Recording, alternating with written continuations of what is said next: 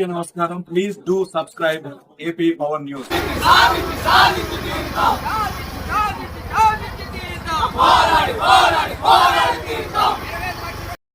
వైజాగ్ చెన్నై పారిశ్రామిక కారిడార్ నిర్వాసితులకు 25 లక్షల ప్యాకేజీ డిమాండ్ చేస్తూ సిపిఎం ర్యాలీ. అనకాపల్లి జిల్లా నక్కపల్లి మండలం వైజాగ్ చెన్నై పారిశ్రామిక కారిడార్ వీసీఐసీ నిర్మాణంలో నిర్వాసితులైన ప్రజలకు 25 లక్షల రూపాయలు పరిహారం ప్యాకేజీని డిమాండ్ చేస్తూ ఈరోజు సిపిఎం ఆధ్వర్యంలో భారీ ర్యాలీ జరిగింది. తమ్మయ్యపేట, చందనాడ, ఎన్ నర్సాపురం మరియు ఉప్మాక గ్రామాల మీదుగా సాగిన ఈ ర్యాలీ నక్కపల్లి తహసీల్దార్ కార్యాలయం వద్ద ముగిసింది. ర్యాలీలో పాల్గొన్న నిర్వాసితులు మరియు సిపిఎం నాయకులు తమ నినాదాలతో దద్దరిల్లేలా చేశారు. కారిడార్ నిర్మాణం వల్ల తమ భూములు, జీవనోపాధి కోల్పోతున్నామని, ప్రభుత్వం సరైన పరిహారం చెల్లించి పునరావాసం కల్పించాలని వారు డిమాండ్ చేశారు. ర్యాలీ అనంతరం నిర్వాసితులు మరియు సిపిఎం నాయకుల బృందం నక్కపల్లి తహసీల్దార్కు వినతి పత్రాన్ని సమర్పించారు. ఈ వినతి పత్రంలో నిర్వాసితులకు 25 లక్షల ప్యాకేజీతో పాటు అర్హులైన ప్రతి కుటుంబానికి ప్రత్యామ్నాయ ఉపాధి అవకాశాలు కల్పించాలని, నష్టపోయిన భూములకు మార్కెట్ విలువ ప్రకారం పరిహారం చెల్లించాలని కోరారు. సిపిఎం నాయకులు మాట్లాడుతూ ప్రభుత్వం తమ డిమాండ్లను తక్షణమే పరిగణలోకి తీసుకోకపోతే ఆందోళనలు మరింత ఉధృతం చేస్తామని హెచ్చరించారు. ఈ కారిడార్ ప్రాజెక్టు వల్ల వేలాది కుటుంబాలు నిరాశ్రయులవుతున్నారని, వారికి న్యాయం జరిగే వరకు పోరాటం ఆపబోమని స్పష్టం చేశారు. ఈ సంఘటన నక్కపల్లి మండలంలో తీవ్ర ఉద్రిక్తతకు దారితీసింది. ప్రభుత్వం నిర్వాసితుల డిమాండ్లపై ఎలా స్పందిస్తుందో వేచి చూడాలి.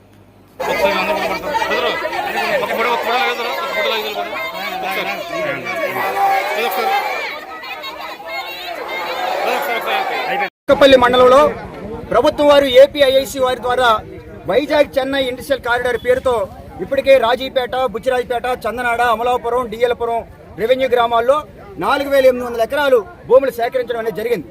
ఈ సేకరించినటువంటి భూముల్లో ఇప్పటికీ ఆర్సెలర్ మిట్టల్ నిప్పన్ స్టీల్ ప్లాంట్కి సంబంధించి 2200 ఎకరాలు కేటాయింపు చేశారు. మరో 1800 ఎకరాలు బల్క్ డ్రగ్స్ కేటాయింపు చేయడం జరిగింది. ఈ భూసేకరణలో భాగంగా బుచ్చిరాజపేట, కొత్తూరు, చందనాడులో కర్రివారి వీధి, తమ్మిపేట, తొమ్మలపేట, పాటిమీద, మూలపర్ర, డిఎల్పురంలో వాడపేట, బోయిపాడు గ్రామాలని తరలిస్తా ఉన్నారు. ఇందులో సుమారుగా 785 మంది నిర్వాసితులుగా గుర్తింపబడ్డారు. అయితే వీళ్ళందరికీ కూడా ప్రభుత్వం ఇప్పుడు కేవలం 8,98,000 రూపాయలు మాత్రమే ప్యాకేజీ ఇస్తామని చెప్పేసి ప్రకటించారు. ఈ ప్యాకేజీ ఏ మూలకు కూడా సరిపోదు. కాబట్టి మేము ఇప్పుడు పెరిగినటువంటి నిర్మాణ సామగ్రి ధరలకు అనుగుణంగా, పెరిగినటువంటి నిత్యావసర వస్తువుల ధరలకు అనుగుణంగా, పెరిగినటువంటి భూమి ధరలకు అనుగుణంగా 25 లక్షల రూపాయలు ప్యాకేజీ ఇమ్మని చెప్పేసి అడుగుతా ఉన్నాం. ఇది న్యాయమైంది, సమంజసమైంది. అదేవిధంగా అనేక గ్రామ సభల్లో ఆనాడు అధికారులు చెప్పారు 18 సంవత్సరాలు నిండిన ప్రతి ఒక్కరికి కూడా ప్యాకేజీ ఇస్తామని. అలాగే ఇల్లులు కోల్పోయినటువంటి కుటుంబాల్లో వివాహమైనటువంటి ఆడపిల్లలు కూడా ప్యాకేజీ ఇస్తామని చెప్పి, కానీ ఈవేళ 2013 భూసేకరణ చట్టం ప్రకారం వివాహం అయినటువంటి ఆడపిల్లలకి ప్యాకేజీ ఇవ్వబడదని చెప్పేసి అధికారులు చెప్తా ఉన్నారు. దీన్ని మేము తీవ్రంగా ఖండిస్తా ఉన్నాం. మీరు ముందు చెప్పినటువంటి గ్రామ సభలో చెప్పినటువంటి హామీలకి కట్టుబడి వివాహమైనటువంటి ఆడపిల్లలకి, అలాగే మేజర్ డాక్టర్స్, మేజర్ సన్స్, అలాగే గ్రాండ్ డాక్టర్స్, గ్రాండ్ సన్స్ కి ప్యాకేజీ ఇవ్వమని చెప్పేసి వాళ్ళు చెప్తా ఉన్నారు.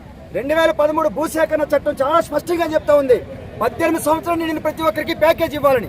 కాబట్టి అధికారులు తమ వైఖరి మార్చుకొని ఈవేళ అక్కడ భూములు కోల్పోయి, నివాసాలు కోల్పోయి, సర్వం కోల్పోయి అనాథలుగా మారిపోతున్నటువంటి నిర్వాసుల జీవితాలతో ఆటలు ఆడొద్దు. వాళ్ళందరికీ ప్యాకేజీ ఇవ్వాలని చెప్పేసి మేము కోరుతా ఉన్నాం.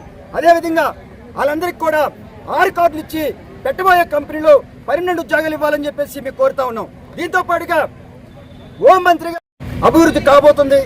కొంతమంది కావాలనే రెచ్చగొడుతున్నారని చెప్పేసి మేము ఎవరం కూడా కావాలని రెచ్చగొట్టలేదు. ఆవిడ ఎన్నికల ముందు కూటమి ప్రభుత్వ అధికారంలోకి వస్తే 2013 భూసేకరణ చట్టాన్ని అమలు చేసి నిర్వాసితులందరినీ కూడా పూర్తి స్థాయిలో ఆదుకుంటామని చెప్పేసి ఆవిడ చెప్పారు. కూటమి ప్రభుత్వ అధికారంలోకి వచ్చి 13 నెలలు అవుతా ఉంది. ఈ 13 నెలల కాలంలో ఒక బాధ్యతైన స్థానంలో ఉన్నటువంటి హోం మంత్రిగా నిర్వాసితుల గురించి ఆవిడ చేసినటువంటి కృషి ఏమిటని చెప్పేసి ఈ సందర్భంగా మేము అడుగుతా ఉన్నాం. మీకు బాధ్యత లేదా అని చెప్పేసి అడుగుతా ఉన్నాం. అభివృద్ధి అంటే ఏంటి? రైతుల భూములు తీసుకొని వాళ్ళు అనాథలు చేయడమా? వాళ్ళ ఇల్లు తీసుకొని వాళ్ళ రోడ్డు మీద నెట్టిడమా అభివృద్ధి అని చెప్పేసి మేము అడుగుతా ఉన్నాం. మేమేమి కావాలని ఎవరిని రెచ్చగొట్టట్లేదు. ఇది నిర్వాసిత యొక్క ఆవేదన, వాళ్ళ జీవితాలు, వాళ్ళ బ్రతుకు తెరువు. కాబట్టి వెంటనే హోం మంత్రి గారు, రాష్ట్ర ప్రభుత్వం స్పందించి నిర్వాసితులు పూర్తి స్థాయిలో ఆదుకోవాలని చెప్పేసి కోరుతూ ఈ రోజు సుమారుగా 14 కిలోమీటర్లు మండు టెండర్ సైతం లెక్క చేయకుండా మహాపాదయాత్ర చేయడం జరిగింది. ఎప్పటికైనా సరే ప్రభుత్వం స్పందించకపోతే ఈ పోరాటాన్ని భవిష్యత్తులో ఉధృతం చేస్తామని చెప్పి ఈ సందర్భంగా తెలియజేస్తా ఉన్నాం. Please subscribe our channel AP Power News.